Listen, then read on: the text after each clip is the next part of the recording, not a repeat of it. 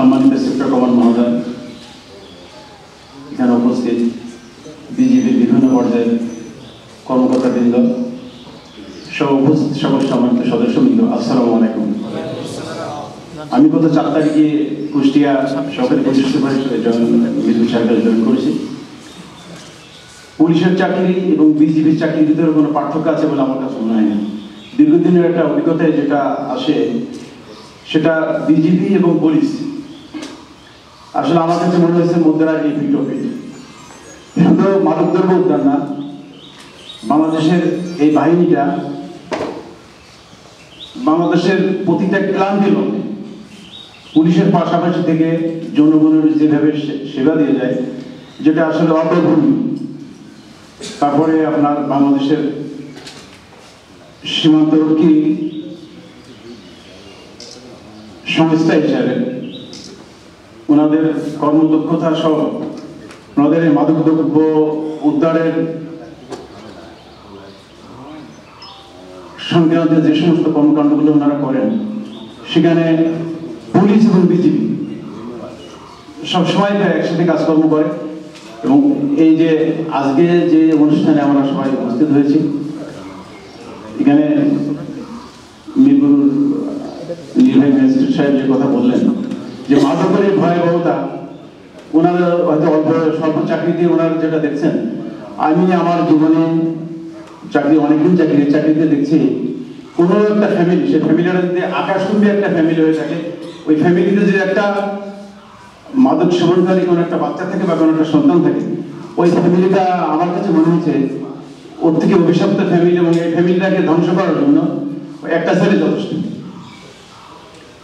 এখানে আমাদের এই সংস্থায় আপনারা তো জানবেন, অনেকদিন আগে আমাদের ইন্সপেক্টরের বাচ্চা আমাদের পুলিশের ইন্সপেক্টর এবং তার স্বামীকে জবাই করছিল। এটা কথা সবাই জানেন, বাংলাদেশের ইতিহাসে এটা আমি নামটা বলবো না, এটা সবাই জানেন।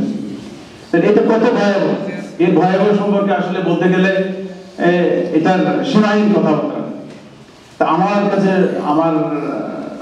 আপনাদের সবার কাছে অনুরোধ থাকবে, আসলে বিজিবি কর্তৃক পুলিশ কর্তৃক উদ্ধার গার্ড দিয়ে এগুলো হাজার মাদকদ্রব্য আমরা উদ্ধার করি, এটাতে সমূলে নির্ভুল করা কখনো সম্ভব নয়। এটা যদি আমরা পরিবার থেকে এটাকে সুরার কোনো ব্যবস্থা না করি, তাই পুলিশ দিয়ে বলেন, বিজিবি দিয়ে বলেন, আর বাংলাদেশের যে কোনো সংস্থা দিয়ে এটাকে নির্ভুল করা কঠিন ব্যাপার। এই জন্য আমরা এখানে জেনারা আছি, জেনারা সহ আমাদের প্রতিবেশী জেনারা আছে, সবাইকে হয়তো আমরা এলাকাতে যখন যে আমাদের সদস্যবৃন্দ বা বিজিবির সদস্যবৃন্দ যখন এলাকাতে যাবে, তখন আত্মীয় স্বজন বা তার ফ্যামিলি সহ ওনার চারিপাশে যারা আছেন সমাজে যদি এর সম্পর্কে আপনার 5 দিনের ছুটি গেলেন, 5 দিনের ছুটি দিয়ে যদি যে কোনো একটা সিনিয়র করেন বা 2-5টা লোকের সাথে কথা বলেন, এটাতে কোনো অনেক কাজ হবে। আসলে উদ্ধার করে এগুলো পাহাড় দিয়ে কখনো কোনো সময় নির্মূল করা যাবে না।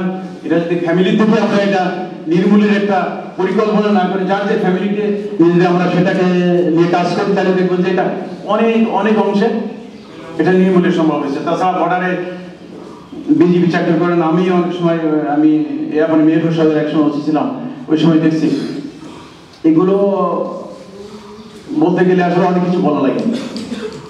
এগুলোর পিছনে অনেক কারণ আছে, যাক এইসবগুলো আমরা অনেকেই জানি।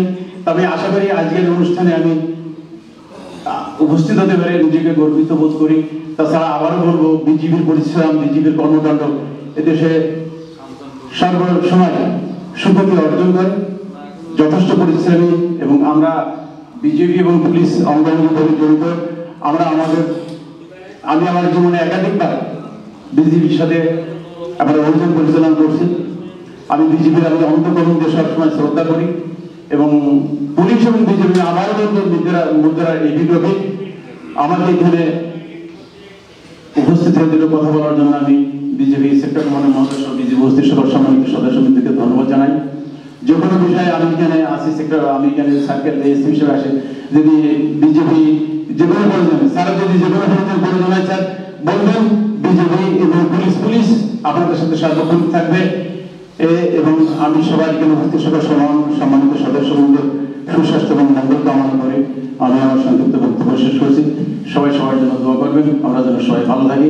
এবং বিজেপির রাত দিন 24 ঘন্টা যে কঠোর পরিশ্রম করে এই দেশের সীমান্ত পাহারা সহ মাদকদ্রব্য উদ্ধারে যে অভিযান চালাই ওনার জন্য আল্লাহ সবাইকে সুস্থ শরীর রাখে, আমাদের সবাইকে সুস্থ শরীর রাখে এই কামনা করে আমি আমার বক্তব্য শেষ করছি। সবাই ভালো থাকবেন। আসসালামু আলাইকুম।